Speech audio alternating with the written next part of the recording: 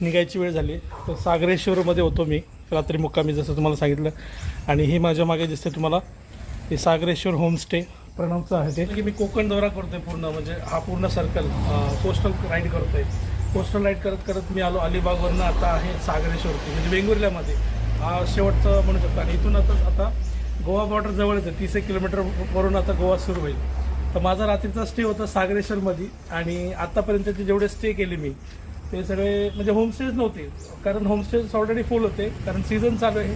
मला कुठेच भेटलं नाही. आणि जिथे बेटर हॉटेल म्हणा, लॉज म्हणा, असं मी थांबलो, कारण मी एकटाच आहे, मला काही तसं फरक पडत नाही. त्यामुळे मी तसं ॲडजस्ट केलं. आणि आज बघा लकीली, आज म्हणजे काल रात्री लकीली मला एक होमस्टे भेटला. आणि काल म्हणजे आज माझा शेवटचा दिवस म्हणू शकतो इथला. इथून मी आता पुण्याला जाणार आहे रिटर्न परत आंबोली घाटामार्गे, सावंतवाडी आंबोली घाट. आणि हे बघा, हे आहे सागरेश्वर होमस्टे, जिथं मी काल मुक्काम केला.